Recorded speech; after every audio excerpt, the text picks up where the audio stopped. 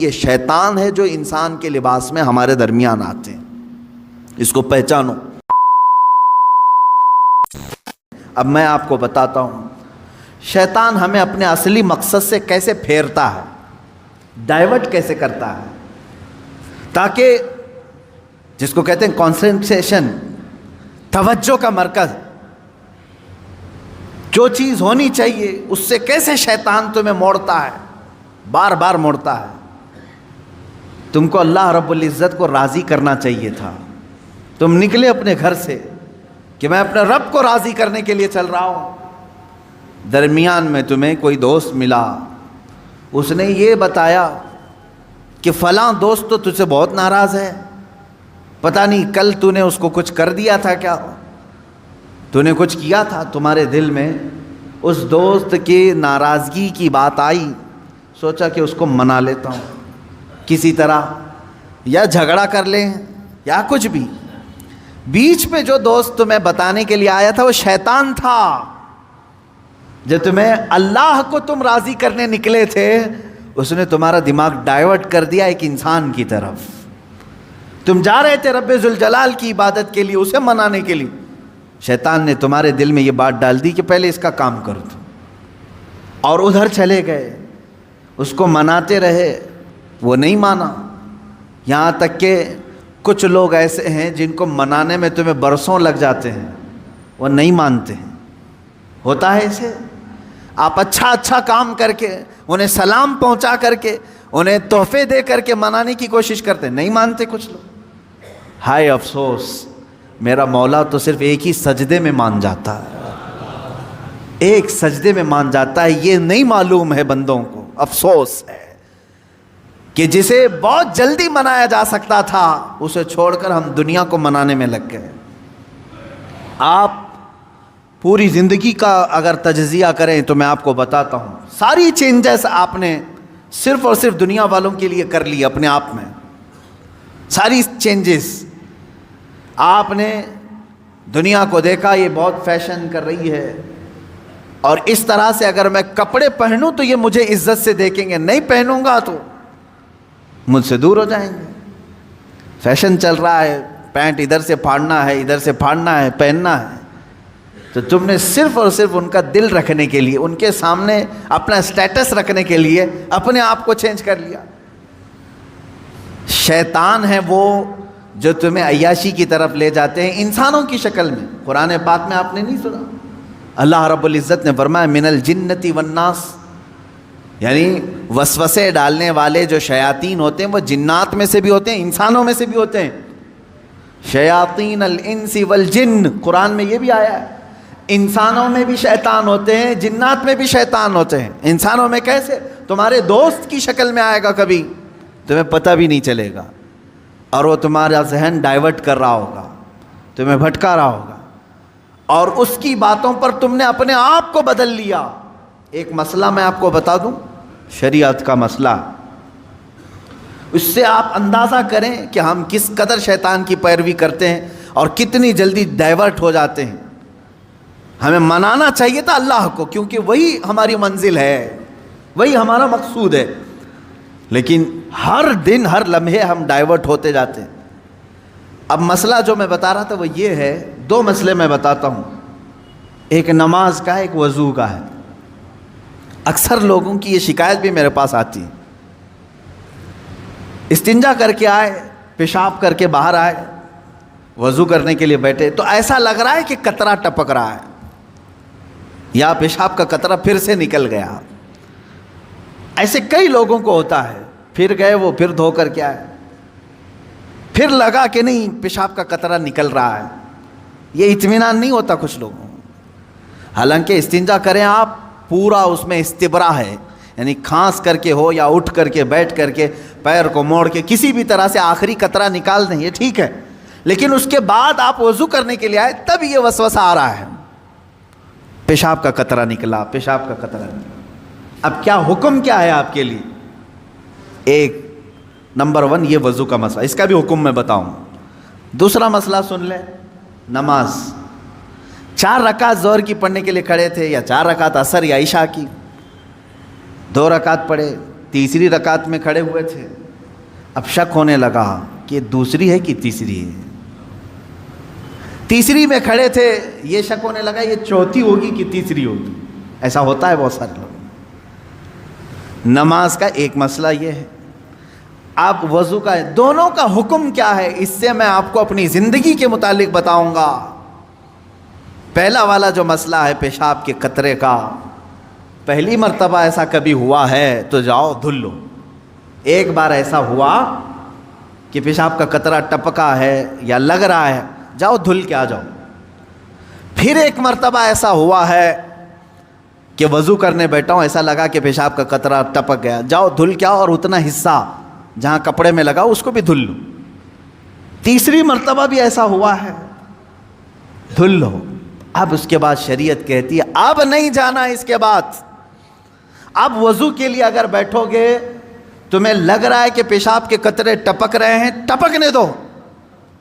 تم پانی لے لو ایک چلو میں اور اس جگہ پر چھڑک دو پانی وہاں پر اس کپڑے کے اوپر چھڑک دو. کیوں؟ اس لیے کہ کہا گیا ہے کہ بعد میں اگر تمہیں وسوسہ بھی آنے لگے تو یوں سمجھ لو یہ پیشاب کا قطرہ نہیں بلکہ میرا چھڑکا ہوا پانی ہے، میرا چھڑکا ہوا پانی. اچھا ایسا کیوں کرایا گیا؟ شک تو ہو رہا ہے. سنیں فقہائے کرام نے فرمایا اے بندے تجھے عبادت اللہ کی کرنی ہے. کس کی کرنی ہے؟ اللہ کو راضی کرنا ہے. اور یہ جو وسوسے آ رہے ہیں تجھے یہ شیطان کے ہیں. اگر تو بار بار اٹھ کر کے دھونے کے لیے چلا جائے گا تو بات یہ ہوگی کہ تو شیطان کی پیروی کر رہا ہے اللہ کو چھوڑ کر کے. یہاں شریعت نے یہاں تک کہا کہ شیطان کی پیروی ہو جائے گی اگر کثرت سے تو کرنے لگ گیا. جب شیطان وسوسہ ڈالا اٹھ گئے، جب شیطان شک ڈالا پھر اٹھ گئے. بار بار اگر خیال آ رہا ہے تو اس پر عمل کرنا جائز نہیں. پانی چھڑک لو اور کہو میں شیطان کی پیروی نہیں کروں گا، میرے مولا کی عبادت کروں گا. دوسرا مسئلہ نماز کا کہ جس میں اگر 3 میں 4 میں شک ہو، ایک بار ہو گیا تو چلو دوہرا لو، 2 بار ہو گیا تو چلو ٹھیک ہے، جتنا یقین ہے اس کے آگے کی رکعتیں پڑھ لو. اب اگر بار بار ایسا شک ہوتا ہے تو فرمایا گیا اپنی نماز ویسی ہی کمپلیٹ کرو، اس لیے کہ یہ شیطان تمہیں وسوسے ڈال رہا ہے. اگر تم اس کے وسوسوں کی طرف جاؤ گے تو یہاں ہوگا یہ کہ تم شیطان کی پیروی میں لگ گئے. حقیقت میں نماز تو رحمان کی عبادت ہے. آپ سمجھ رہے ہیں؟ یہ 2 مسئلوں سے میں تمہیں بتاؤں گا میرے عزیزو. پوری زندگی بھر شیطان اسی طرح سے کرتا ہے، تو میں اپنے اصلی مقصد سے ڈائیورٹ کر کے کسی عام فضول چیز میں لگا دیتا ہے، فضول چیز میں لگا دیتا ہے. اسی لیے اب جیسے کسی نے اپنے پورے گھر کی فکر میں، اپنی جائیداد کی فکر میں پوری زندگی ختم کر دی، اسے معلوم ہی نہیں کتنے دن رہنے والا تھا، کتنی عمارتیں بنا رہا ہے، کتنی چھتیں قائم کرے گا. اے بندے تیری زندگی لمبی سے لمبی جاتی تو 70-80 سال کی، تو بنا ہی رہا ہے 30-40 سال کی عمر میں. بچے ہیں تیرے پاس 25-30 سال، ان 25-30 سالوں کے لیے تو نے اپنی پوری زندگی جھونک دی، صحت و طبیعت سب برباد کر ڈالی. لیکن جہاں 100 سال سونا ہے کہ 200 سال کہ 500 سال کہ 1000 سال، ہمیں معلوم نہیں قبرستان میں کتنا سونا ہے، وہاں کے لیے بندہ ایک رات کی بھی عبادت کرنے کو تیار نہیں، ایک تسبیح گھمانے کو بھی تیار نہیں، وہاں کی عمارت تیار کرنے کو بندہ تیار نہیں. یہ شیطان ڈائیورٹ کر چکا ہے تمہیں. تمہاری اصلی منزل تو وہ تھی، تمہیں لگا دیا کسی اور کام میں، تمہیں لگا دیا کسی اور کام میں. عزیزان گرامی، اسی لیے تو شاعر نے کہا تھا آگاہ اپنی موت سے کوئی بشر نہیں، سامان 100 برس کا ہے پل کی خبر نہیں. 100 برس کے پلان ہے پل کی خبر نہیں. تو شیطان اس طرح سے جو ہر زندگی میں ڈائیورٹ کرتا ہے. اب میں آپ کو بتاؤں ایک چیز، جن چیزوں کو ہم سمجھتے ہیں کہ یہی کل ہے دنیا میں، نوجوان یہ سمجھتا ہے کہ ایک خوبصورت لڑکی مل جائے پوری زندگی ہے. دیکھو اسی پر تو شعر و شاعری کرتا ہے، اسی پر تو پوری محبت کے نغمے گاتا ہے، اسے معلوم نہیں کتنے دن کیا یہ عائش ہے. اور کچھ لوگ یہ سمجھتے ہیں کہ مال گاڑی کار بنگلہ ہو جائے یہی سب کچھ ہے. تقریباً انہی میں ہم سب دوڑ رہے ہیں، انہی میں ہم دوڑ رہے ہیں. ایک بادشاہ نے اعلان کیا کہ آج میری عنایتوں کا دریا جوش میں ہے، میں خوب عطا کروں گا۔ لوگوں کو بلایا، ایک کوئی بندہ ایسا آ جائے جس کے لیے میں کہتا ہوں اپنے ہاتھ میں ایک چھڑی لے لے، لکڑی لے لے، اور وہ زمین پر دائرہ کھینچتا جائے صبح فجر کے بعد۔ اب وہ دائرہ کھینچتا کھینچتا سورج کے ڈوبنے سے پہلے پہلے تک جتنا دائرہ کھینچ لے گا وہ پوری زمین اس کے نام پہ کر دوں گا۔ دن بھر میں آپ کتنے ایکڑ کھینچ لیں گے؟ اگر فری میں مل رہا ہے تو کون چھوڑے گا؟ دائرہ کھینچنے کے لیے کہا کہ جو لکیر سے سرکل بنا لے، جتنا بنا لے گا، لیکن ٹائم ہے سورج ڈوبنے سے پہلے پہلے تک۔ اس میں سے ایک وزیر یا ایک سپاہی آگے آیا اور اس نے اپنے ہاتھ میں چھڑی لے لی، بادشاہ سلامت مجھے اجازت دے دے۔ اور بادشاہ نے کہا کہ اگر سورج ڈوب گیا تو پھر ایک بالشت زمین بھی نہیں دی جائے گی، یعنی 1 فٹ زمین بھی نہیں دی جائے گی۔ ہاں، سورج ڈوبنے سے پہلے پہلے تک یہاں پر دائرہ مکمل کر۔ اب وہ نکلا چھڑی لے کر کے، لکیر کھینچتے کھینچتے، اسے بہت بڑی زمین چاہیے تھی، اتنی بڑی کہ اس سلطنت میں کسی کی نہ ہو، جب فری میں مل رہی ہے۔ کھینچتا کھینچتا وہ کافی دور تک چلا گیا، دوپہر ہو گئی، تھک گیا، کچھ دوڑا کچھ چلا۔ اب جب دوپہر ہو کر سورج ڈھلنے لگا تو اس نے سوچا واپس ہو جاتے، چونکہ جہاں سے میں دائرہ کھینچا ہوں وہاں تک لا کر کے لکیر کو ملانا ہے، اتنی زمین میرے نام پہ۔ اب واپس ہوا، اب یہ کتنے کلومیٹر کی زمین گھیرا تھا واللہ عالم۔ دوڑا تھا اس نے صبح سے لے کر دوپہر، نہ کھانا ہے نہ پانی ہے، دوڑ رہا تھا۔ دوڑتے دوڑتے سورج پیلا ہو گیا، عصر کا وقت آ گیا۔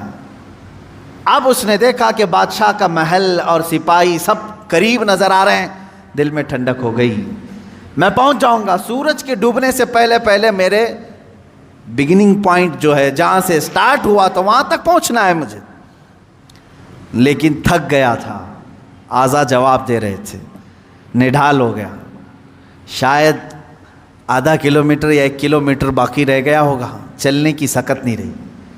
لیکن باہر سے وہاں سے لوگ آوازیں دے رہے تھے، بہت لمبی زمین تو نے گھیرا ہے، اتنی بڑی زمین کسی کو نہیں ملے سلطنت میں، آ جا دوڑتے ہوئے۔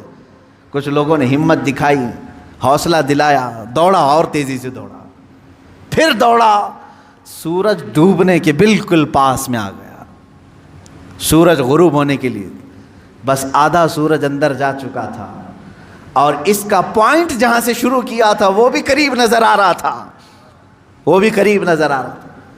دوڑا اور دوڑا، یہاں تک کہ اپنے اس پوائنٹ کے بالکل پاس میں پہنچا، لیکن سورج ڈوبا۔ کتنا باقی تھا؟ سورج ڈوبنے سے پہلے پہلے وہ اپنے پوائنٹ پہ پہنچ گیا، اس طرح کہ پیر اس کے ایک طرف، ہاتھ اس کے اس طرف، سو کر کے اس نے اپنی لکڑی آگے کی، پوائنٹ پر پہنچ گیا۔ اس کے بعد سورج ڈوب گیا۔ اب اس کی ہو گئی زمین، جتنا صبح سے لے کر دوڑا تھا اس کی ہو گئی زمین، لیکن جب قریب میں آئے اٹھانے کی کوشش کی تو اس کا انتقال ہو چکا تھا۔ دن بھر ایسا دوڑا تھا کہ روح نکل گئی، اسی طرح پڑا تھا۔ اس کے پیر اور اس کے ہاتھ، اس کا ہاتھ کی موجود لکڑی اس پوائنٹ تک پہنچی ہوئی تھی، اور وہ وہاں مرا ہوا پڑا تھا، روح نکل چکی تھی۔ بادشاہ آیا، وزیروں کو کہا اٹھاؤ، اس کی قبر یہیں بنائی جائے گی جہاں یہ انتقال کیا ہے۔ اس کی قبر وہیں کھودی گئی۔ کتنے فٹ کا رہا ہوگا؟ 6 فٹ کا رہا ہوگا، جتنا بھی رہا ہوگا، قبر اس کی بنائی۔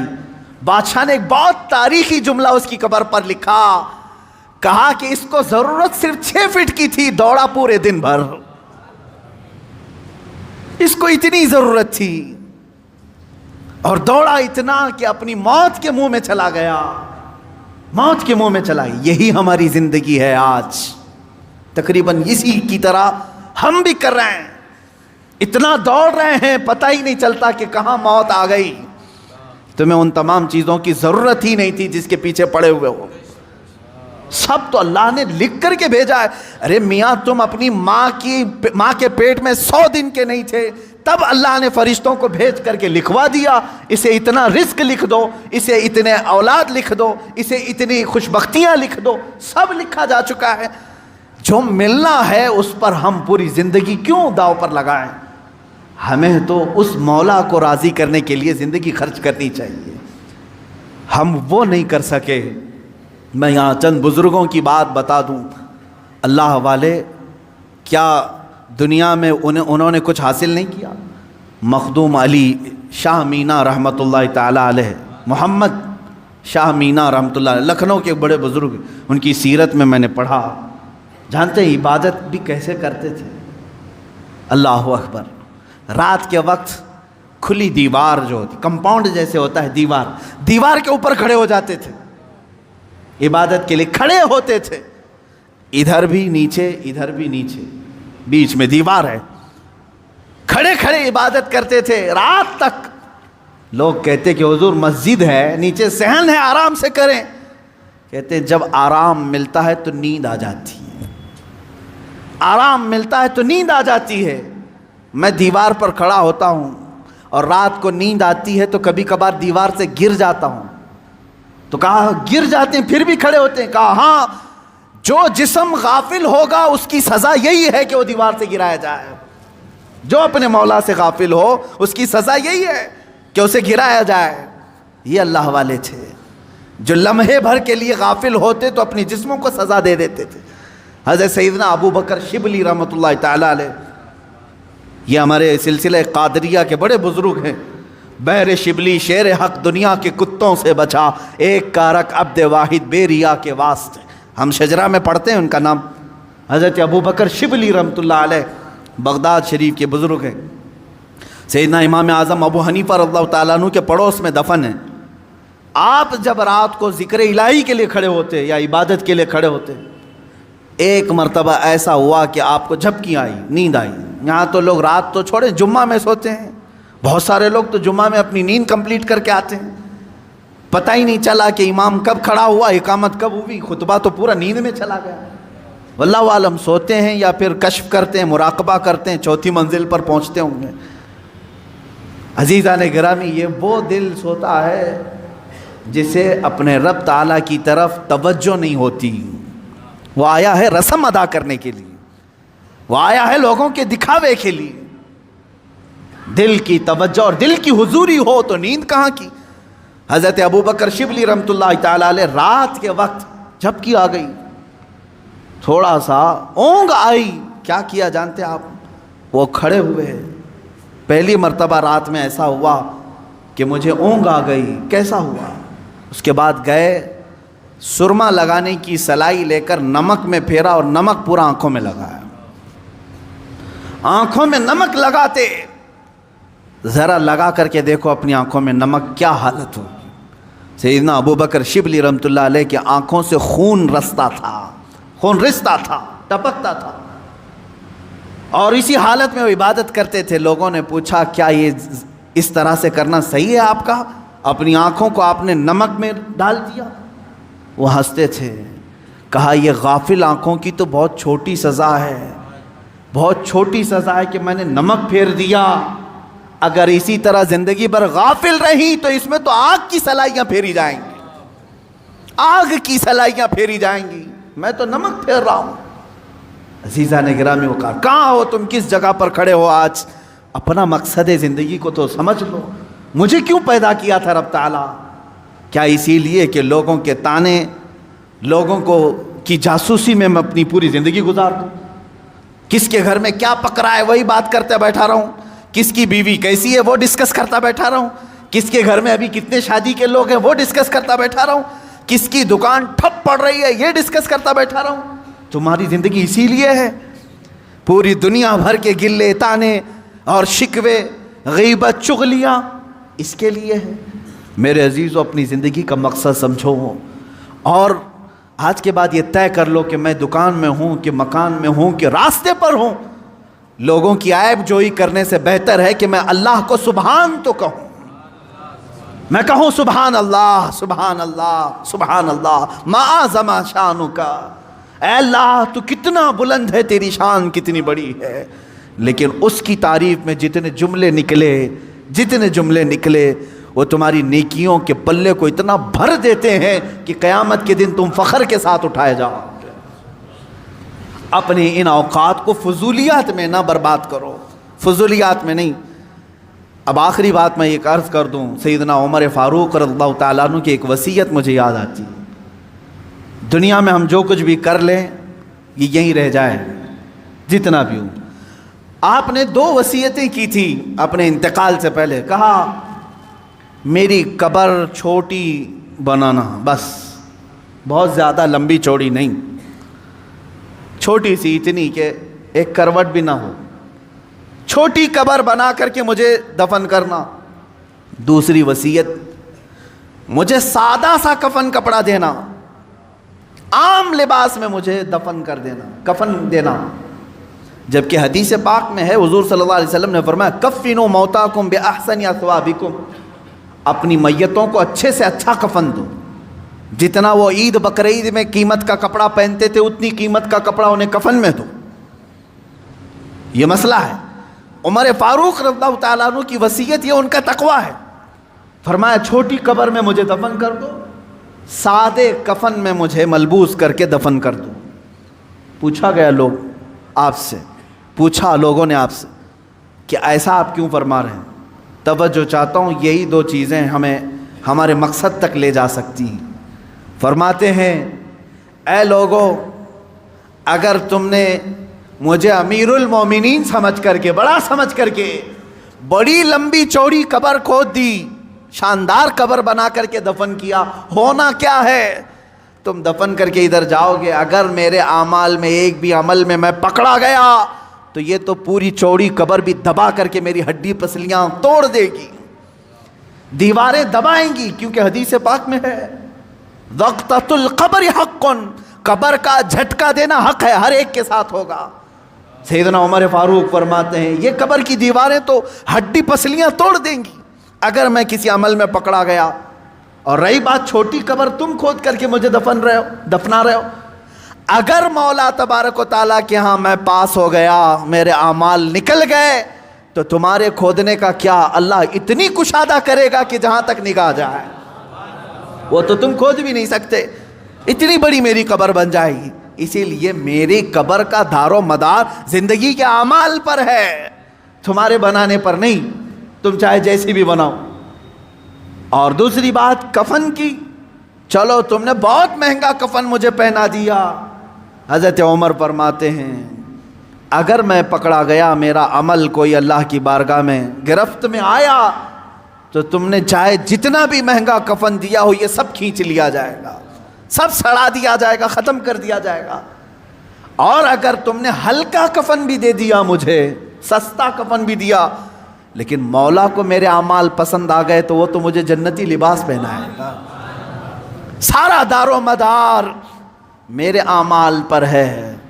اسی طرح میرے عزیزو، تمہاری عمدہ کوٹھیاں، تمہارے عمدہ بنگلے اور تمہارے بڑے بڑے جنازے، چاہے لاکھوں کے خرچ کے ساتھ تم نے اپنی میتوں کو دفن کا انتظام کیا ہو، کچھ نہیں ہونا ہے. تمہاری زندگی کا سارا دار و مدار یہی چند دن ہے جو تم اللہ کو منانے میں لگا دو گے. اٹھاؤ اپنی تسبیحاں، اٹھاؤ اپنی تسبیحات اور اللہ رب العزت کے نغمے گاؤ، اس کی حمد بیان کرو جتنا وقت تمہیں ملے، اور اٹھاؤ تسبیحات، بارگاہ مصطفیٰ میں درود کی کثرت کرو. تمہاری زبان اس لیے نہیں دی گئی ہے کہ لوگوں کو طعن و تشنیع کرو، ان کو گالیاں دو. تمہاری زبان اس لیے ہے کہ مختصر وقت میں اللہ کی جنت خرید لو. کیونکہ میرے آقا صلی اللہ علیہ وسلم نے یہ زبان یوں 2 انگلیوں میں پکڑ کر کے کہا تھا صحابہ سے، اے صحابہ سنو، یہ جو ٹکڑا ہے گوشت کا، یہ انسان کو دوزخ میں بھی لے جاتا ہے، جنت میں بھی لے جاتا ہے. یہ گوشت کا ٹکڑا، تم خود اپنے طرف سے ایسی بربادیاں نہ کرو. اسی لیے میں آیت کی طرف پھر سے آ رہا ہوں. اللہ نے فرمایا افحسبتم انما خلقناکم عبثا، کیا تم یہ گمان کر کے بیٹھے ہو، یہ سوچ کر بیٹھے ہو ہم نے تمہیں بیکار میں پیدا کیا؟ وَأَنَّكُمْ إِلَيْنَا لَا تُرْجَعُونَ، کیا تم یہ سوچ کر بیٹھے ہو کہ ہماری طرف تم نہیں لوٹائے جاؤ گے؟ لوٹائے جاؤ گے۔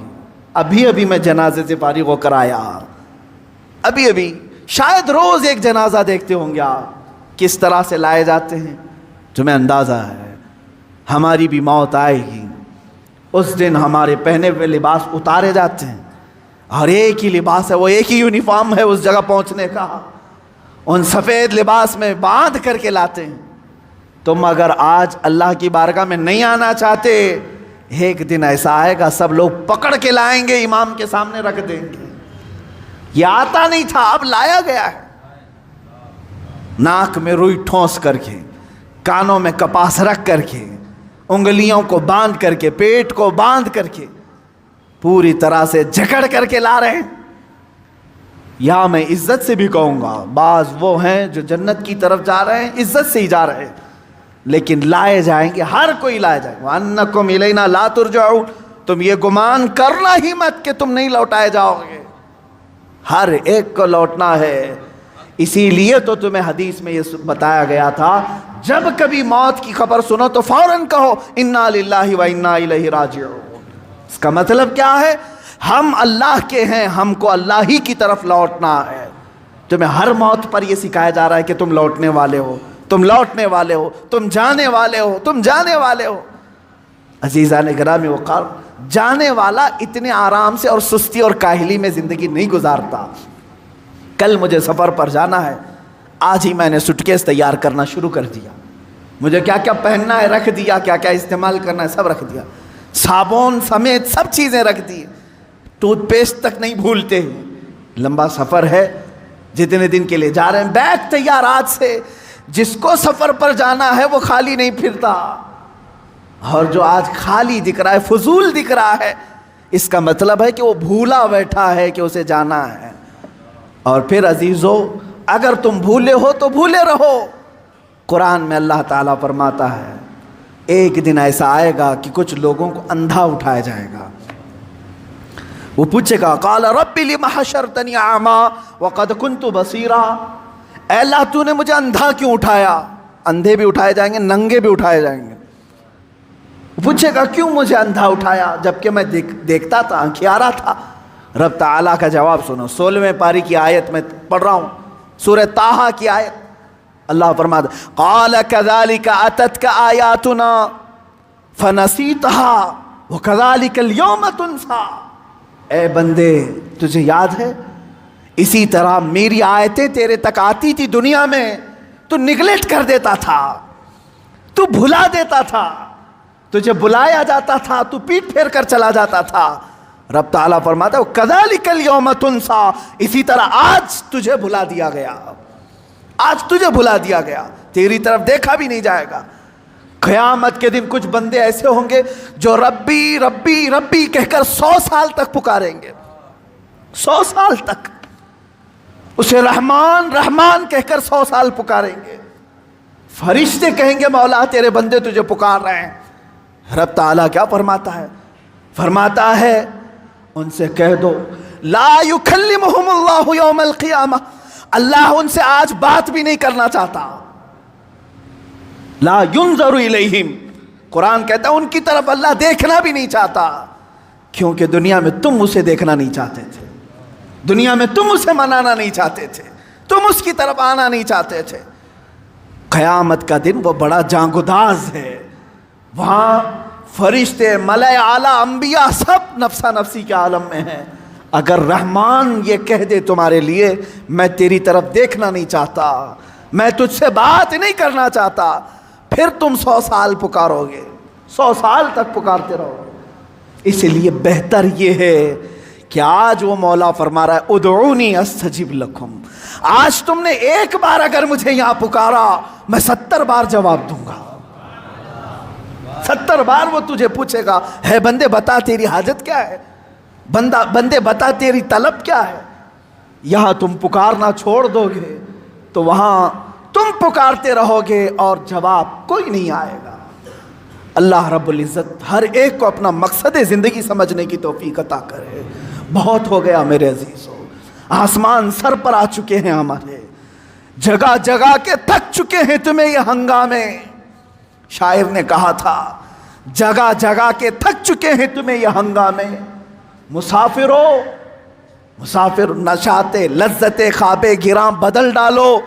غلط روی سے منازل کا بودھ بڑھتا ہے. ٹیڑھا میڑھا چلو گے تو سفر لمبا ہو جائے گا. غلط روی سے منازل کا بودھ بڑھتا ہے. مسافرو روش کارواں بدل ڈالو.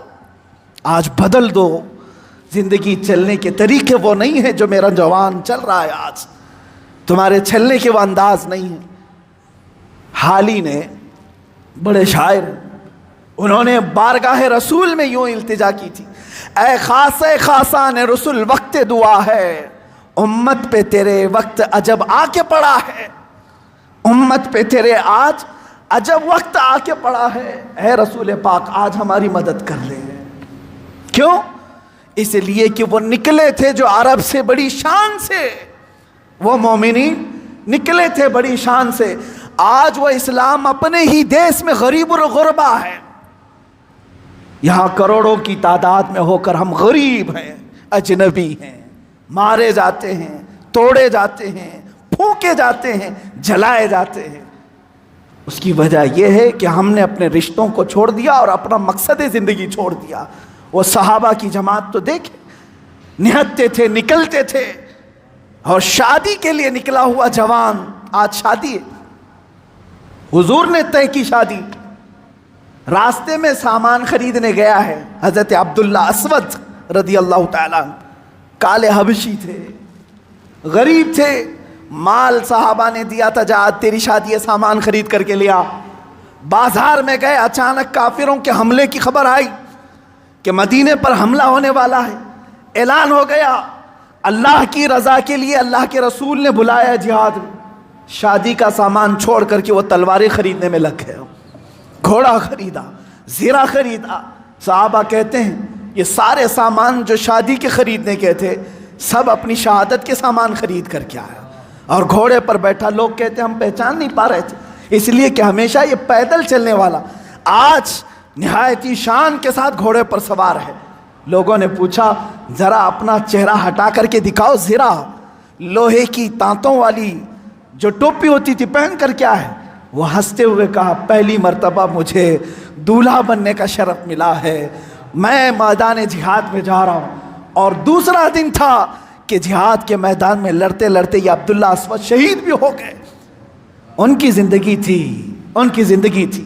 انہوں نے اپنی کل زندگی دنیا بنانے میں مصروف نہیں رکھی. اپنے مولا کو راضی کرنے کا اگر ایک لمحہ بھی آ گیا سب چھوڑا اور اللہ کو راضی کرنے پر آ گئے. یہ زندگی کا مقصد ہے میرے عزیزو. آج اگر تمہاری دکان تمہیں روکتی ہے، تمہاری بازار تمہیں روکتی ہے، تو اس سے زیادہ گئی گزری زندگی اور کچھ نہیں. اللہ سے اگر تمہیں یہ دکانیں روکتی ہیں تو ان دکانوں کا کیا یہ جہنم میں لے جائیں گی. ہاں اگر تم دکان میں بیٹھے مولا کی طرف بلاوا آ گیا، چھوڑ دیا اور آ گیا، تو یہ کہتے ہی یہ عبداللہ ہے، اللہ کا بندہ ہے. ورنہ میں کہوں گا عبد المال ہے. عبد المال مال کا بندہ اور عبداللہ اللہ کا بندہ. تم فیصلہ کر لو عبد المال بننا ہے کہ عبداللہ بننا ہے. وآخر دعوانا الحمدللہ رب العالمین.